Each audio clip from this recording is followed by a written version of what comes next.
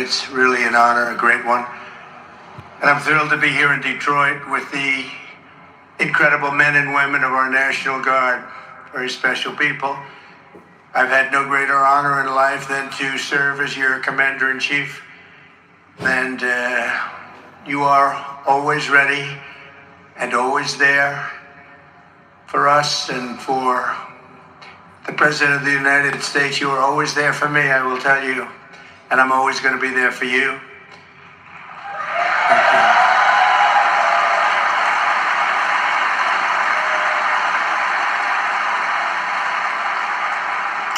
And we're doing very well, as you probably see. And hopefully I can say when I'm back in the White House, I'll get you the support, funding, training, and equipment you need.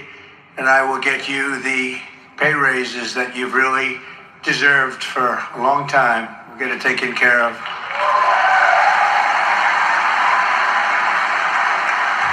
A long time. I want to thank the chairman of the National Guard Association of the United States, Major General Jansen Durboyles, and also Vice Chair Major General Jamie Cole. Thank you both. Thank you very much. I also want to thank members of Congress, very special warriors and patriots. They're very strong people. They love our country. Lisa McLean, where's Lisa? She's so incredible. Lisa, thank you. Thank you, Lisa. John James, John, thank you.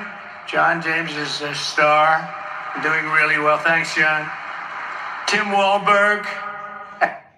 Pecan halves, protein, low in carbs. And Michael Waltz. Thank you very much, Michael and Tim.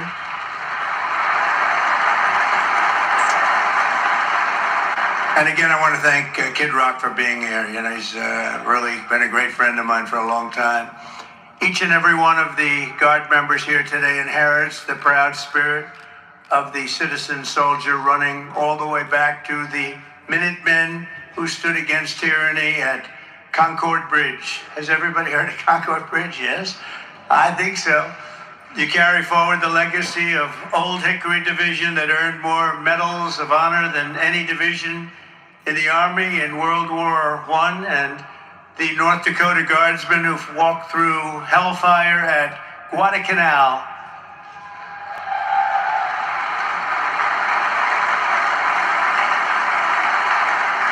And it was the Air National Guard that thundered into the skies to defend us on 9/11. We all remember that all too well.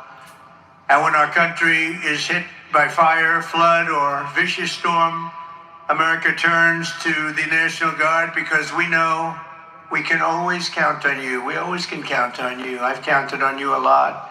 The National Guard is America's first and last line of defense, and you do not get the credit you deserve, but actually you do, because down deep everybody knows it. You get a lot of credit in your own way, a little bit different, but we really respect and appreciate the job you do.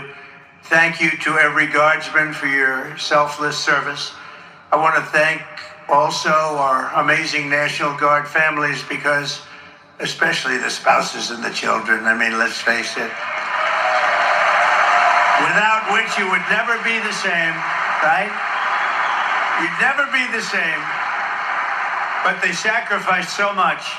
All of us in this room have something very special in common. We're all proud, hardworking citizens who have stepped forward to defend American freedom, and we continue to do that.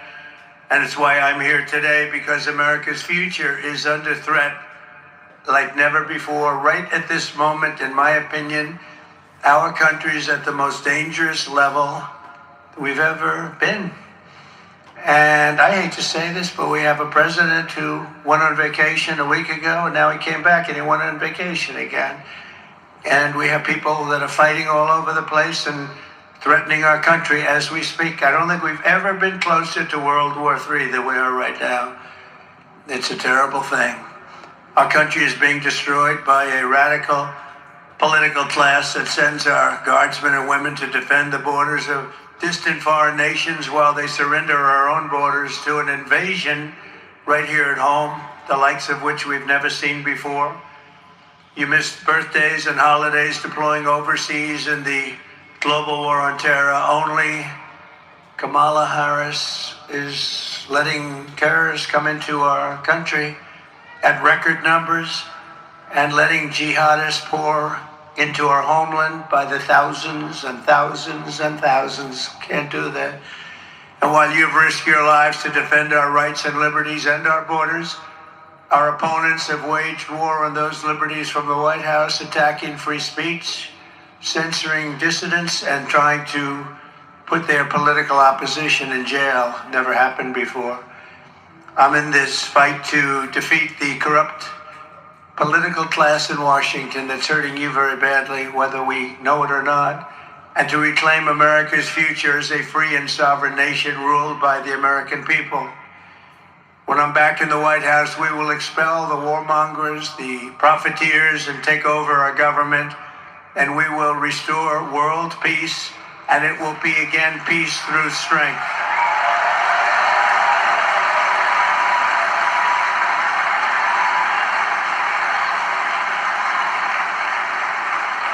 On day one, I will seal the border and I will stop the invasion of millions of people into our country.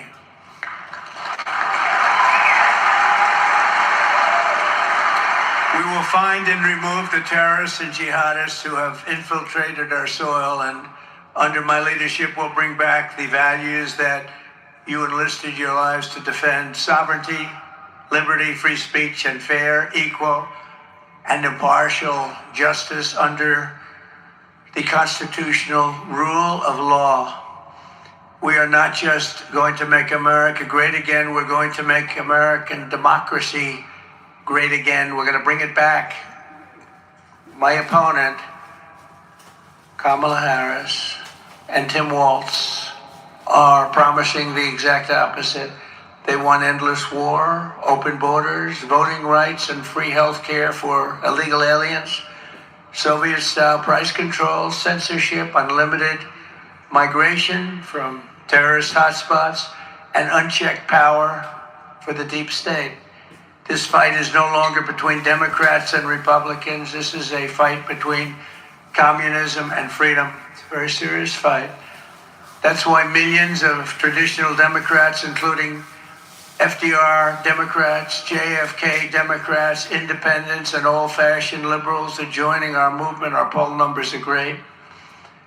We're uniting forces to end the endless foreign wars, stop the censorship, end weaponization of our government, defend our borders, rebuild our middle class, protect the health of our children, and above all, to restore our republic and vanquish the corruption that's all over Washington, D.C.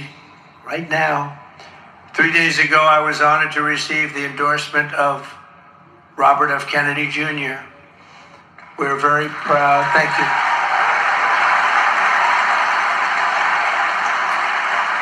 We're very proud to welcome Bobby to our cause. He's really a terrific guy. He's a terrific person. And he's going to do a lot of great things. I have no doubt about it. He's got some very good ideas. Some ideas that people weren't listening to, which turned out to be right.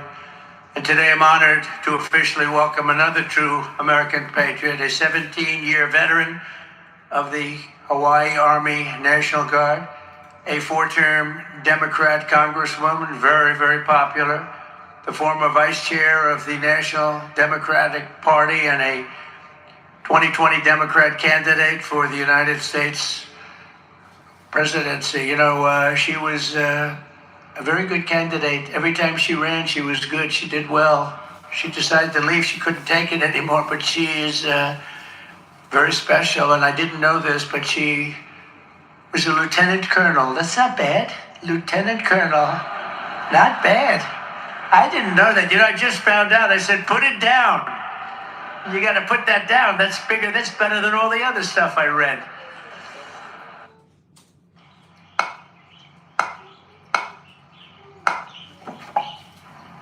Making it the hard way. But no, she's a special person. She's got great common sense, great spirit. She loves our country, and she loves the people in this room. Tulsi Gabbard. Tulsi, please.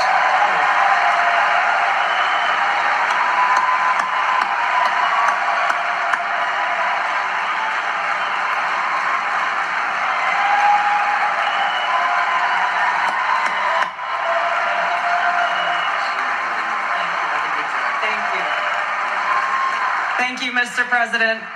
Aloha. I know we got Hawaii in the house here. There we go. It is a privilege to be here with all of you, my brothers and sisters in uniform, especially on this day of all days. I had the privilege of joining President Trump this morning at Arlington Cemetery, where he joined two Gold Star families and loved ones of Staff Sergeant Hoover and Sergeant G, both of whom were two of the 13 killed in the Abbey Gate attack 3 years ago today in Kabul.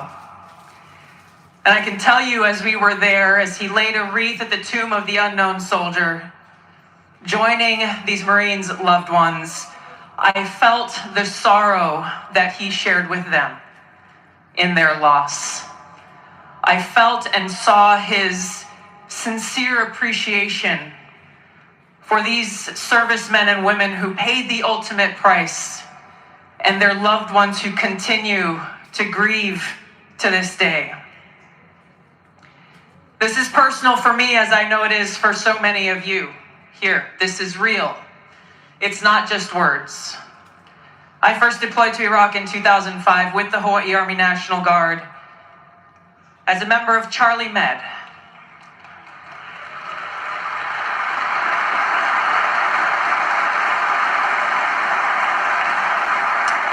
As those of you who were deployed during that time know, it was the height of the war, and sadly we took many casualties. And every day we were confronted with that high human cost of war and that sadness as we boarded the plane when we left, that we were leaving some of our brothers and sisters behind, only to lose others when we got home to suicide. So I mean what I say when I share with you that I know that President Trump understands the grave responsibility that a president and commander-in-chief bears for every single one of our lives. Whether you're a soldier, you're an airman, a Marine, sailor, or a coastie, he keeps us in his heart in the decisions that he makes. We saw this through his first term in the presidency, when he not only didn't start any new wars, he took action to de-escalate and prevent wars. He exercised the courage that we expect from our commander-in-chief in exhausting all measures of diplomacy, having the courage to meet with adversaries, dictators, allies, and partners alike in the pursuit of peace, seeing war as a last resort. The truth is, as we head towards our decision as a country in November, the same cannot be said about Kamala Harris. In fact, the opposite is true, and we're living through this reality today as this administration has us facing multiple wars on multiple fronts and regions around the world, and closer to the brink of nuclear war than we ever have been before. This is one of the main reasons why I'm committed to doing all that I can to send President Trump back to the White House, where he can once again serve us as our commander-in-chief.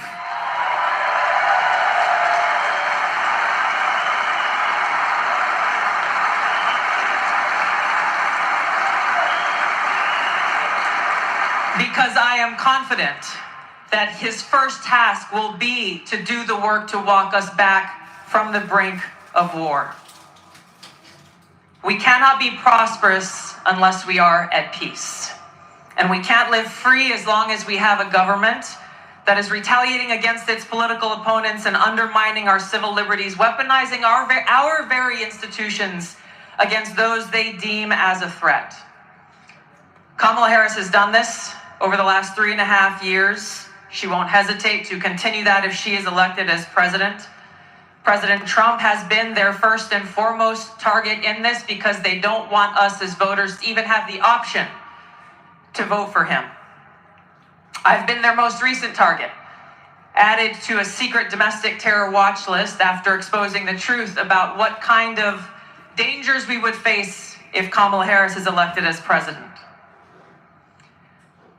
We as Americans must stand together to reject this anti-freedom culture of political retaliation and abuse of power.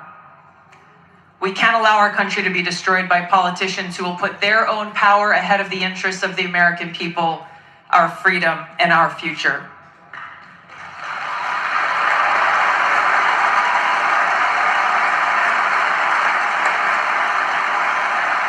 I am proud to stand here before you today, whether you're a Democrat, a Republican, or an independent. If you love our country, as I do, if you cherish peace and freedom as we do, I invite you to join me in doing all that we can to save our country and elect President Donald J. Trump and send him back to the White House to do the tough work of saving our country and serving the people. Thank you very much. Thank you very much, Mr. President.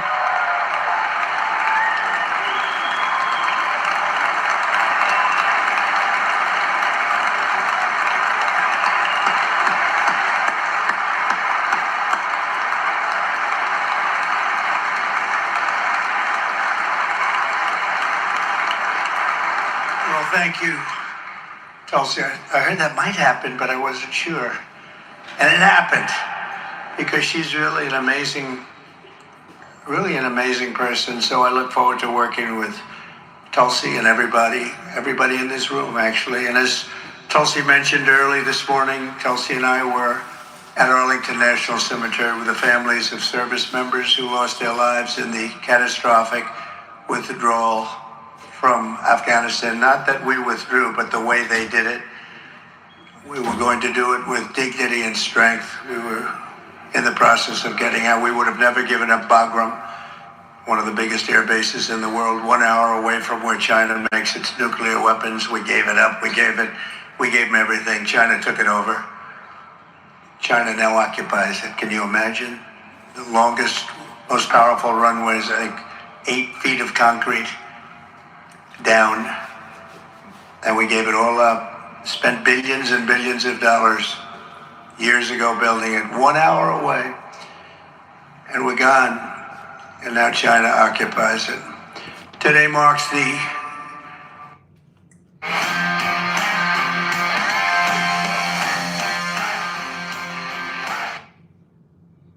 three-year anniversary of the terrorist attack at Abbey Gate. Now, we say Abbey Gate, a lot of people don't know what that means. It means Afghanistan. That left 13 American service members dead, dozens more badly wounded, and many innocent civilians also killed and injured. Hundreds of